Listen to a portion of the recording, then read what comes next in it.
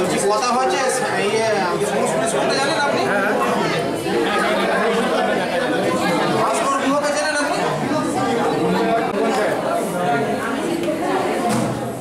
বলুন না। হ্যাঁ হ্যাঁ দুপুরবেলা থাকে দুপুরবেলা বলো তো।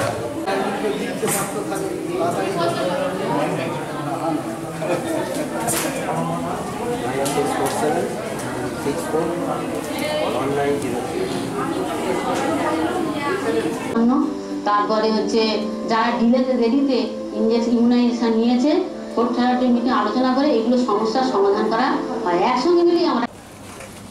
কিন্তু আইনটা জেনে যাবেন, নিয়মটা জেনে যাবেন, তার বাস্তবিক প্রয়োগটা কতটা করবেন, কতটা করলে মানুষ বিরাগভাজন হবে না। যদি আপনি করতে চান সেটা শুধু আপনি সিদ্ধান্ত নিলে হবে না, সেটা জেলায় পাঠাতে হবে, অনুমোদন জেলা থেকে দিলে তবে আপনি তার বাস্তবায়ন করতে পারবেন। কিন্তু আপনার নিজস্ব তহবিল, এটা সম্পূর্ণ আপনার ফান্ড হবে না। পুরোটাই কিন্তু আমরা যেটা বলছি আইনের কথা, আইনের বইতে গ্রাম পঞ্চায়েতের ফিনান্সিয়াল ম্যানেজমেন্ট দুটো বইয়ে যা কথা লেখা আছে তার তার সাথে এগ্রিমেন্ট হওয়ার পর সে এবার কাজ শুরু করলো। কাজ শুরুর পর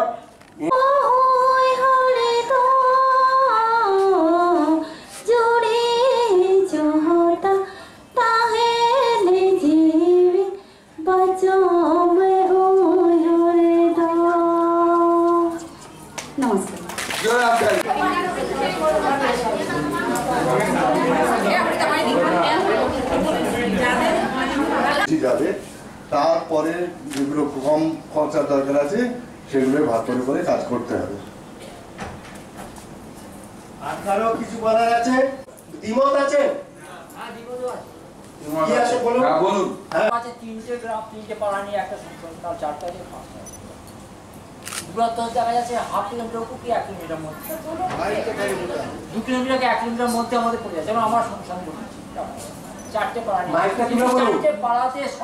চারটে পাড়াকে কাজ করতে গেলে একটা জায়গা বসতি 50 ঘর, সেখানে ডেভেলপমেন্ট তা ভালো লাগাবে, কিন্তু যখন ছড়িয়ে করা হবে সেই জায়গায় কাজটা করতে গেলে অসুবিধাই হয়ে যাচ্ছে বা উন্নয়নটা সেই জায়গায় সেই গ্রাম সংসারে করা যাচ্ছে না।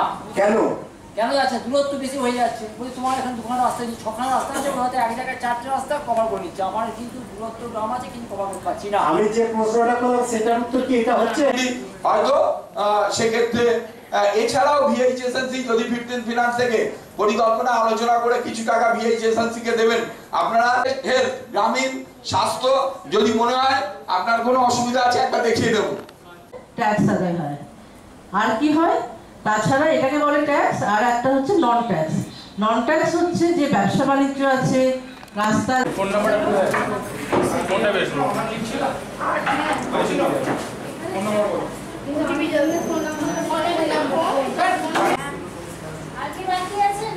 আইডিয়া আছে এটা ফোন নাম্বার ফাইল